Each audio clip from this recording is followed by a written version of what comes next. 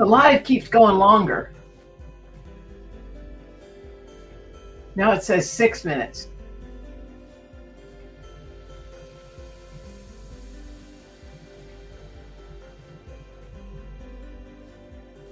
And these views are just the ones on LinkedIn? Because I think Facebook and YouTube show separately.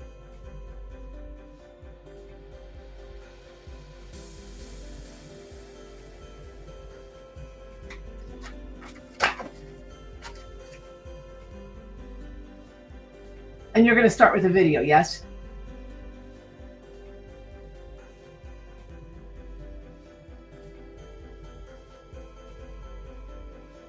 Okay, gotcha. I'm reading your notes.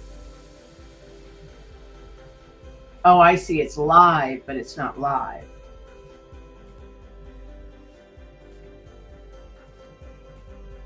We've been live for 7 minutes. Got it. Yep. 2 more minutes. But nobody can hear me?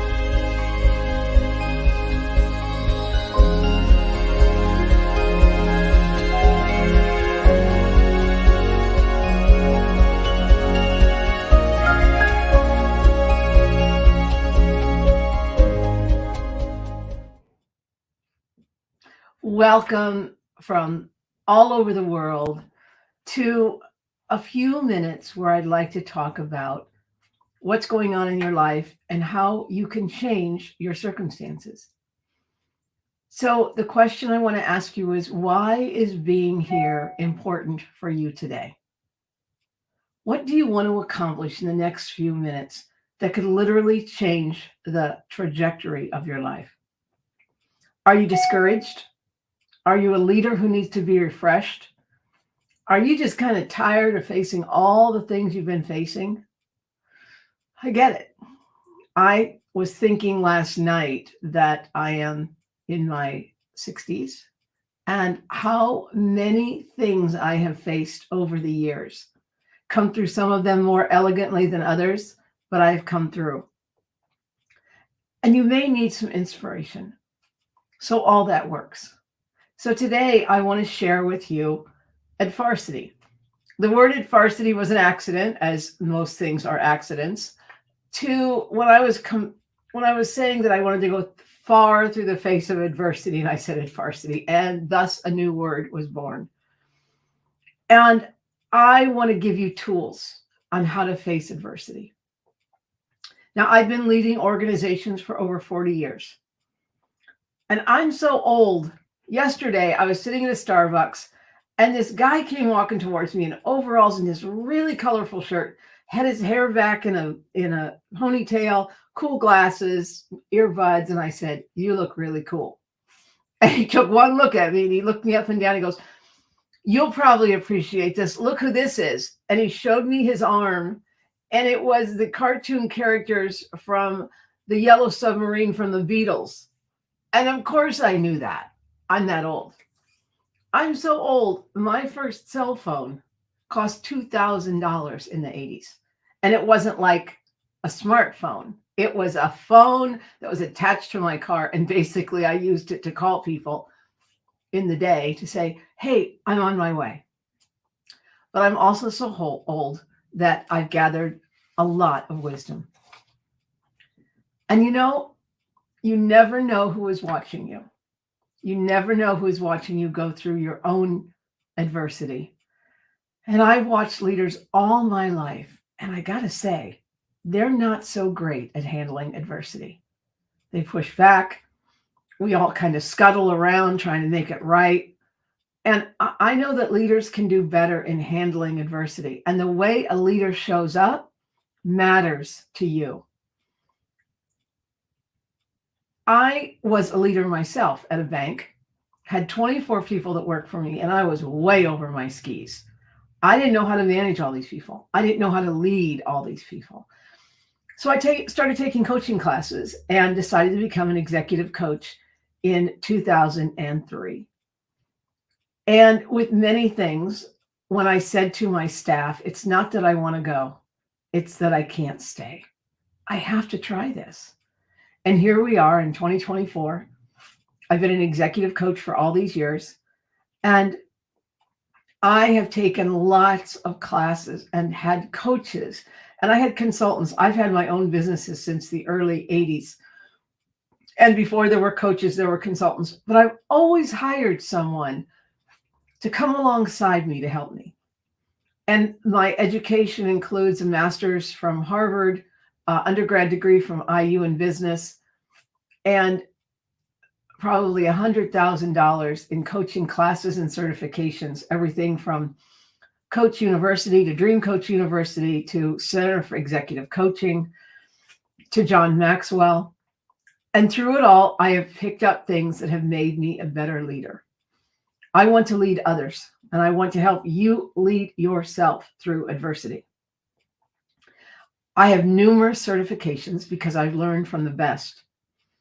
And I don't like being the smartest person in the room. I like working with people and having conversations. I had one yesterday with my mastermind group and learned some things that I frankly didn't think of. And I try to think of a lot. But I own the wisdom that I have to change the world. Do you? Do you own your own wisdom? When we think about owning wisdom, we think about how we use it. And in the next few minutes, I want to give you a background and a template in how to go far in facing adversity. Like I said, I graduated recently from Harvard with a master's in anthropology and archaeology with a focus on child soldiers. I want to end the use of children as weapons of war in the world. I also spoke at the United Nations. I've given a TEDx talk. I'm a heart attack and a cancer survivor. I'm the author of 2 books with a 3rd book coming soon. There is no lack of activity in my life. And with each of these adversities that come with the goals, I say, how will I face them? Let me give you a definition of adversity first.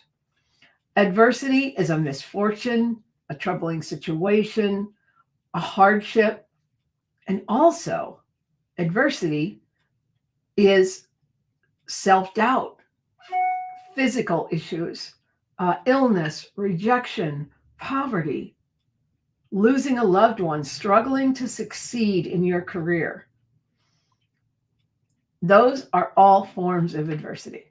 I've had a lot of people say to me recently, well, Vic, I really don't want to focus on adversity. Well, don't focus on adversity, but know the storm is coming as storms come. We have our news forecasters who give us our snowmageddon or our rainmageddon or our tornadogeddon, whatever's coming. And they tell us a storm is coming, and they tell us to shelter, and they tell us how to get ready for it. Understanding that adversity is part of life is not a negative thing. It's a positive thing. And when you think of adversity as self-doubt, that you doubt what is possible, many people are struggling to finding their why, their reason for living, their Simon Sinek why.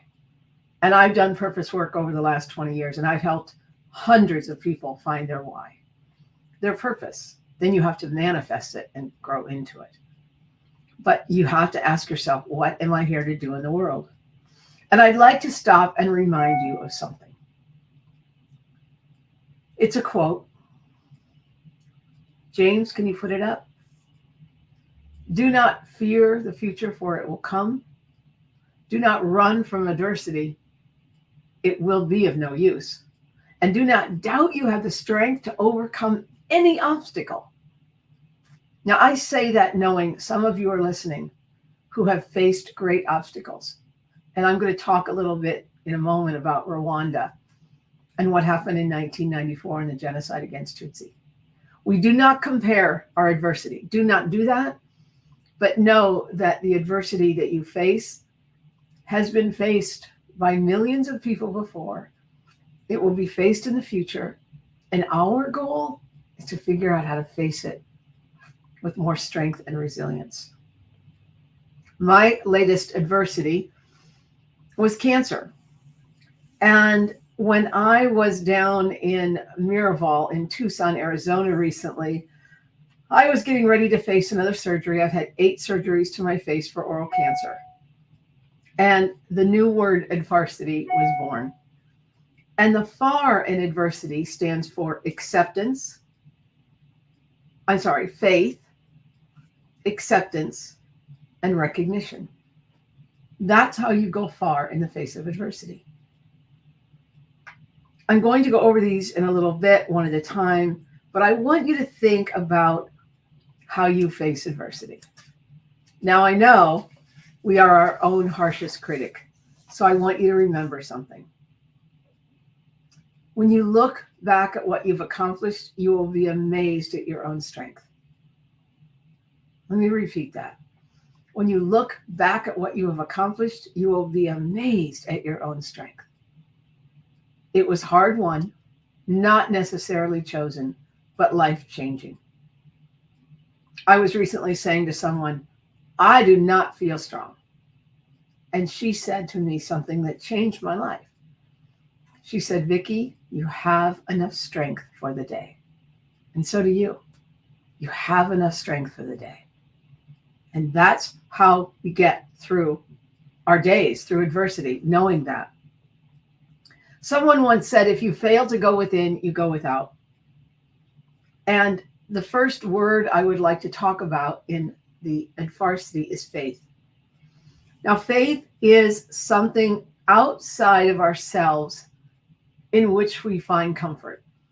It is spirituality. I'm not talking religion. It can be a religion. But often, many, many people have a different view of spirituality. But it is something outside of themselves that brings them comfort. And I want to tell you, I could not have gone through this journey of my life without faith. And it's taken its course, of course. It's course, of course. But it's a spiritual practice. It could be a meditation. And some of you might practice with one eye open with meditation because things are coming through your head and then you start thinking about dinner. Sorry. There's a great Buddhist nun called Pema Chodron, Chedron. And Pema talks about how to meditate. If you have never meditated, or if you know of her, I would highly recommend that you listen to her. And she talks about Shenpa, Shenpa. Shenpa is when you're meditating, everything's going great, you're thinking about you're down by the pool of water, you're standing there, you're looking at the ripple, and all of a sudden you go, I'd love a cheeseburger for dinner. And it stops you and you go, I cannot believe I'm thinking about cheeseburgers when I'm supposed to be down at the babbling brook. That's Shenpa. Shenpa. And what Pema says is, when you have that awareness, when you have that realization, let it go. Like, okay, fine, I'll get to the cheeseburger later, and get back to it. That is a meditation process. But Shenpa is when we get hooked. We get hooked, and it's a moment of tightening when we reach for relief. And that's Shenpa. And that tightening is what it's a form of adversity, I'm telling you. And I think that happens when we face adversity and we become afraid. That's the Shenpa, the fear. Believing in something unseen or within ourselves may be difficult, but it's possible. I have a book I read called God Calling. Now, this book has been read to death. And it's a daily meditation. And recently, someone else gave me another book, Zen Wisdom for the Anxious. And it accomplishes the same goal. It is a way of understanding, where does my faith lie outside of myself? What sayings will I have? What beliefs do I have that will let me know I can get through this? Now, for some of you who are more active, it might be doing physical challenges that remind you of what's possible in your spirit. Like in 1998, I went to Miraval for the first time. And I did something called the quantum leap, which was you climb a 25-foot telephone pole. It's on a shaky disc. You stand on the disc, and the disc is moving while the pole is swaying, and you turn 180 degrees and you jump off. Now you have a harness on, so it was funny. When I was climbing up the pole, or getting ready to, they were saying, now, if you have any concerns about the safety, I'm like, no, if this harness breaks, I'm going to sue you, which is not exactly the mood they were looking for. But that's how I roll. That's what I was thinking. I wasn't afraid to climb. And for many, going up that high was the issue. For me, it was getting my leg. When you're climbing the pole, but you get to the top of the pole, and then as you get higher, the pole starts getting lower, and then you're holding on, and you're supposed to bring your knee up between your chest and your stomach, and then hold on to the disc and stand up. I could not do that.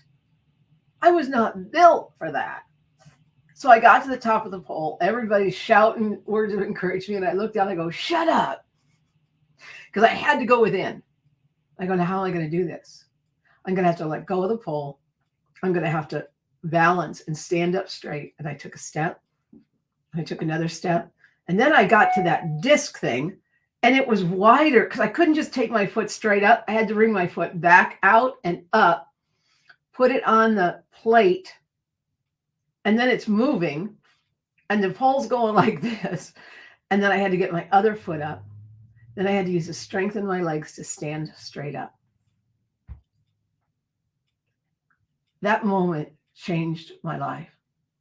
I looked out at the beautiful landscape of Tucson, Arizona, at the mountain range, and I thought, what is possible? I never thought I could do this. And I turned around and I jumped off and I screamed, words of joy. And I realized, what am I capable of? Unfortunately, adversity is a lesson where we get to find out what we're capable of. But there's something about our spirit that wants us to succeed. In the 70s, I was dating a guy who adored two men, Muhammad Ali and Elvis Presley. And because I liked the guy, I had to listen to him talk about him. And I was not an Elvis Presley nor a Muhammad Ali fan, but he loved them. And we talked about them and we watched fights by Muhammad Ali. Now, I'm not into violence. I don't understand it. But as I watched Muhammad Ali fight, and I'd watch either him or the other guy get knocked down, they would get back up. I was astounded about how they get up. And I think that's our human spirit. I think our human spirit says, get back up in the face of adversity. And even though things are difficult, we forget what's possible. But it is possible to get up from adversity. If you practice a religion, it can bring you comfort, but it can also bring you confusion. But if you look beyond the religion to the faith itself, I encourage you to find something that gives you calm and peace. And then I want to remind you to have faith in yourself. When I first got cancer in 2014, oral cancer, nothing surprised me more. I dealt with it in 2014 and 2015. I had 36 radiation treatments to my face. The tumor went away. And then it never was gone completely. I have lesions in my mouth. And it came back in 2021, and they removed part of my palate. And then in 2022, there was cancer down here. And they said, we have to take skin off your arm, put it in your mouth, take all your teeth out, take out teeth over here. And I woke up in intensive care and was there for 7 days. And I was missing a ton of teeth. I couldn't chew, and they paralyzed my face. I had no idea I would be facing that adversity. And then I got through that, because you get through stuff. And then in August, that was in the surgery with the teeth and the skin and all that. That was in February of 2023. Then in August of 2023, they removed another tooth. I only had 2 teeth, 2 little teeth I chewed with. They removed another one. Then I was down to 1. And then all my upper teeth got loose. I said, why are my teeth loose? Well, the radiation from 2015 has affected the tissue in the bone, and now all your teeth are loose. And now we have to put in implants and artificial teeth. That was a month ago, 5 weeks ago today, actually. So it's been 5 weeks. And they tore up my mouth. And in each moment I was there, I showed up. And I showed up with the intention of facing adversity. Because I believe that speaking and telling you and helping you is more important than suffering. I have things to do in the world, and I'm going to do them. And so I have come through it. My teeth are doing okay. I'm talking well, not chewing well yet, but that will come. And when I think about faith in myself, I was talking to a filmmaker, Brian Single, who wrote a movie called Children of War. And it was, I interviewed him for my thesis on child soldiers.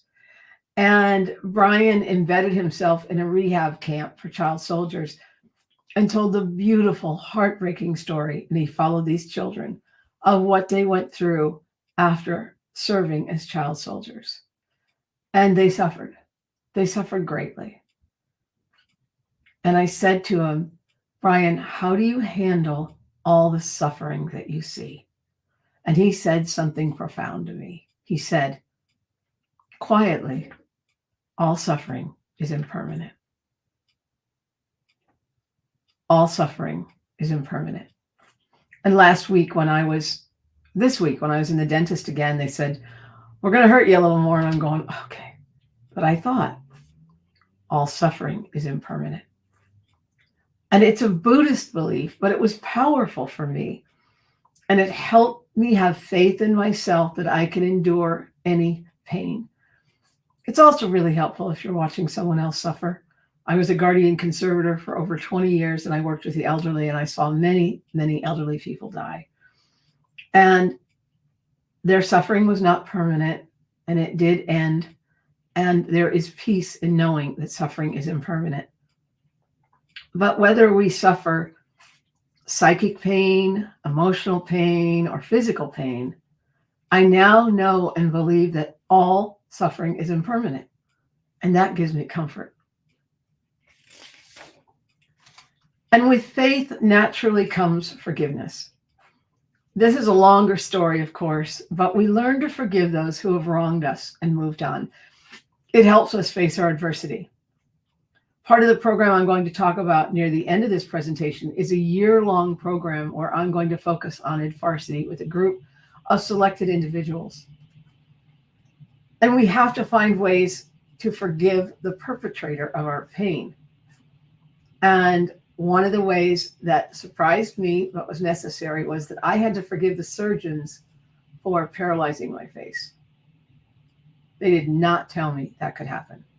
They didn't give me a warning. It was an accident. And I was pissed.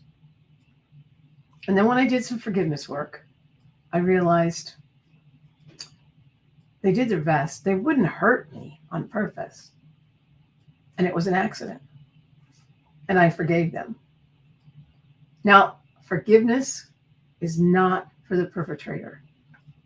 It's for yourself. I am not going to call my surgeons whose cell phone numbers I have and say, hey, by the way, I forgave you. That didn't work.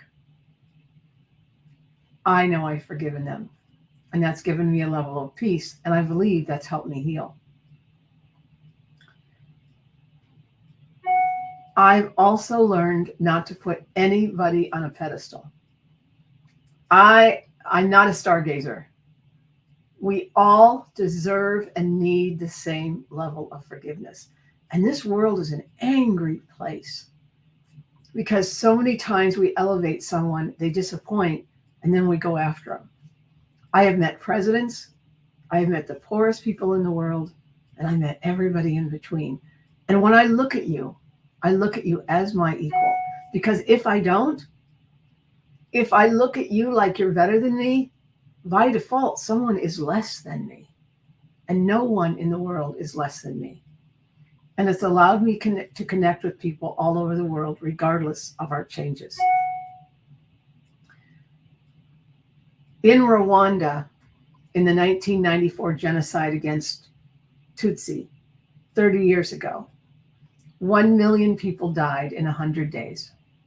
1 million people died.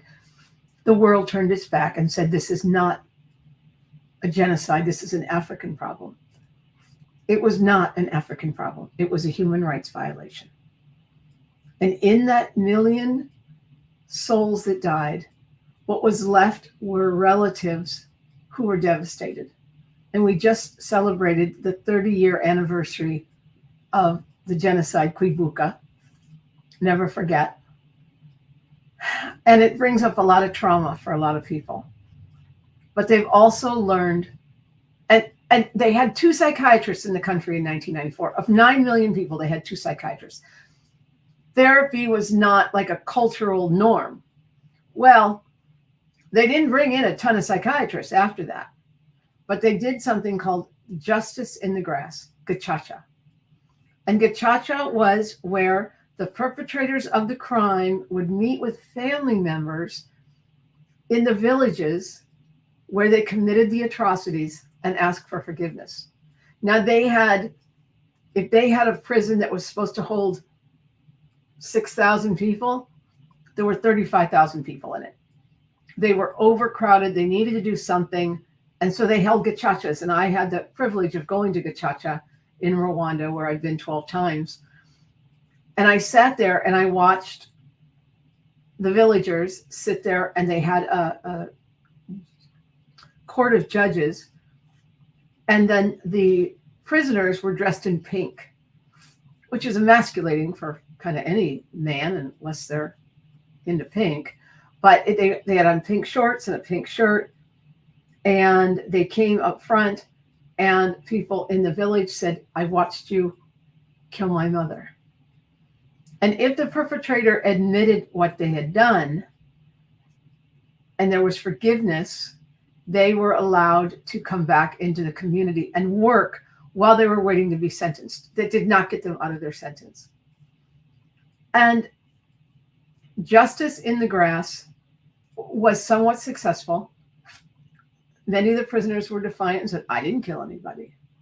And I watched that sadly because you could feel the tension in the audience. And as a white woman, there was a little curiosity about me being there. I was invited, which was quite the honor, but I just blended into the background, so to speak. And I watched the judges try to get the prisoners to admit and for the villagers to forgive. And forgiveness is such an important part of facing adversity. And if you read the stories of Rwanda, you will read many, many stories of people who learn to forgive. Immaculate Ilibagiza, who wrote a book called Left to Tell, was in a bathroom with 9 women for 60 days, hiding from the genocidaires. And she tells her story. I was on a panel with her at the United Nations, and she tells her story of forgiveness. It is an ongoing story. It is an ongoing thing that we learn to forgive. But when we have faith in something other than ourselves, there's that still small voice that reminds us of the work we must do. The next thing I want to talk about is the A in FAR is acceptance. And acceptance is, as I like to gently say, putting the skunk on the table. What is going on? Now, we can run from a storm. I can run from my cancer. I can run from other adversities.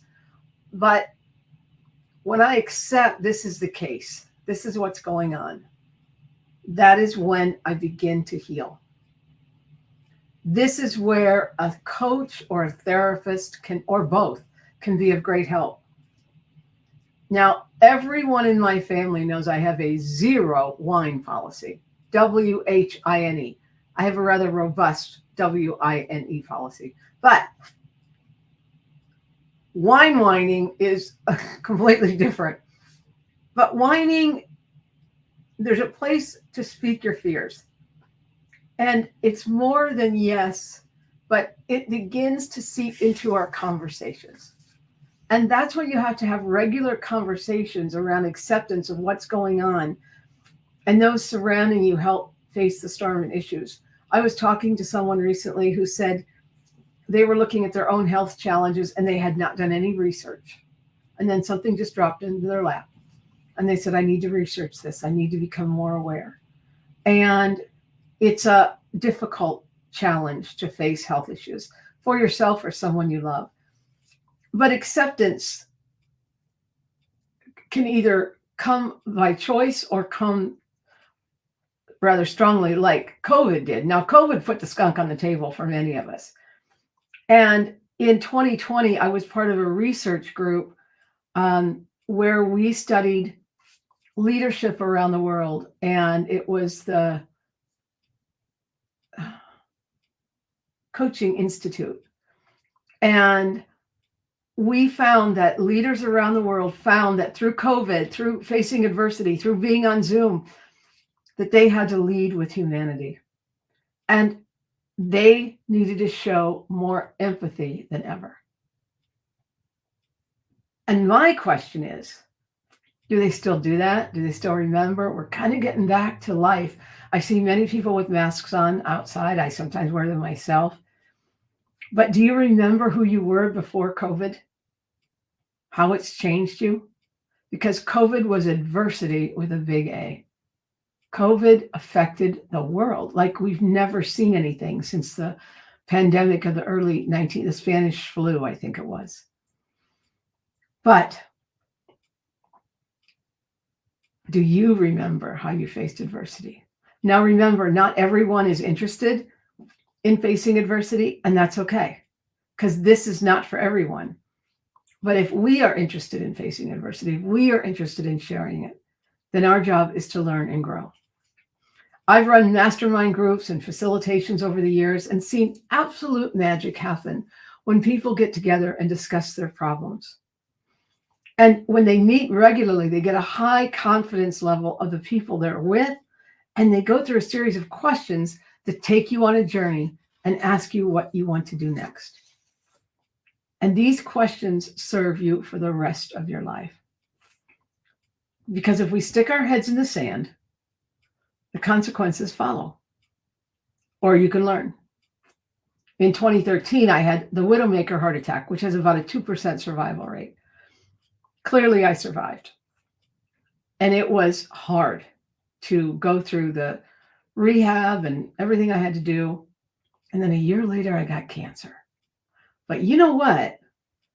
The heart attack, which I'm going to be talking about today on a call for cancer for women, or heart disease for women, that heart attack prepared me for the cancer because I never thought I'd get a heart attack.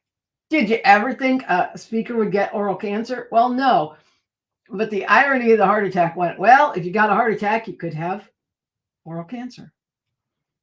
So I put the skunk on the table about my health in 2013. And I got in better shape physically and mentally, and then was prepared for the adversity that would follow in 2014.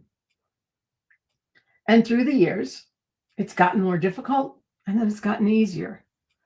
And years ago, I came to understand the buffalo and the spirit of the buffalo.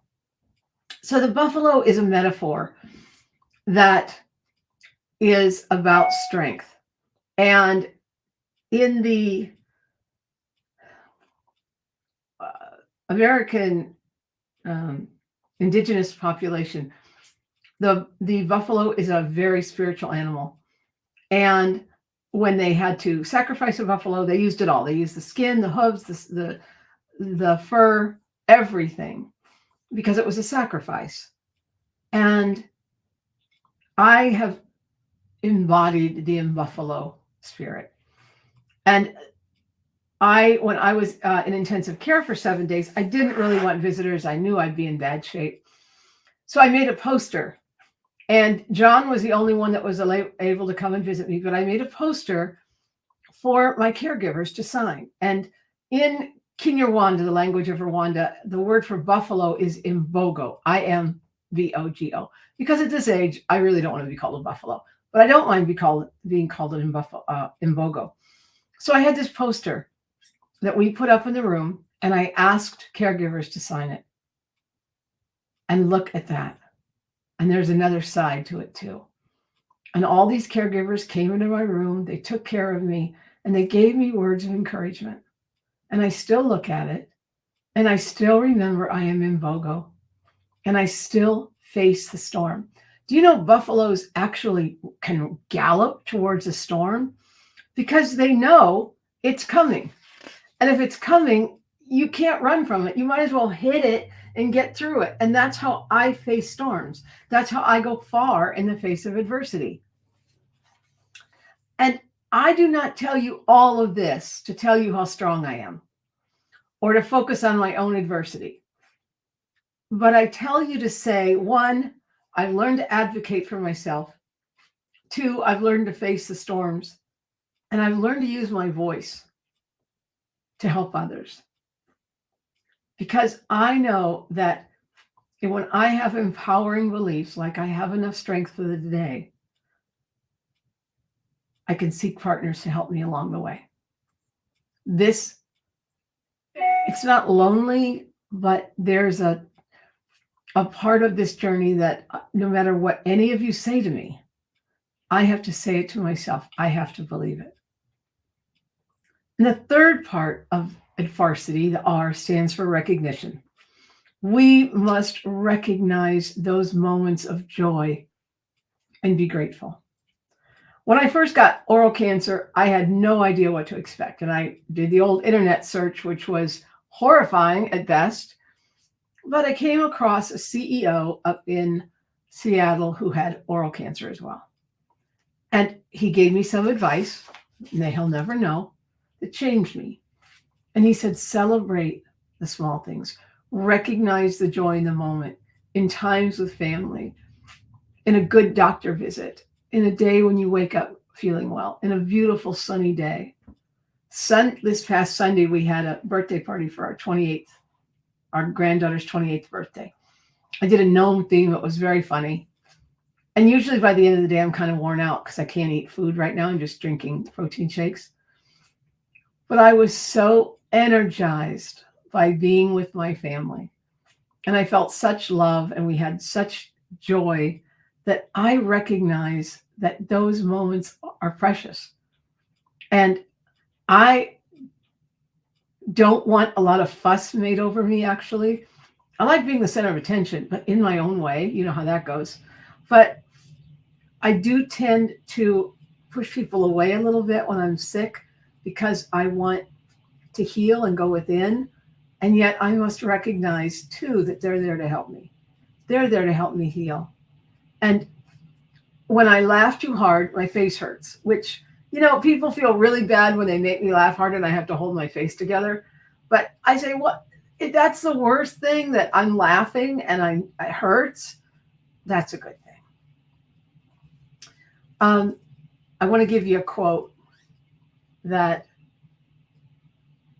when we rejoice in the smallest of victory, grace lies not in the event, but the attitude of gratitude we hold. For instance, these new teeth. I can't chew food. Now, they told me I couldn't chew food for 3 months. I went into the doctor on Tuesday and I said, okay, so I'm just drinking protein shakes and soup. And they go, you can have soft food. I go, what? You told me only liquids. No, you can have soft diet. So I went home and I got some fish and I ground up some cauliflower. And I got to tell you, it was a hot mess.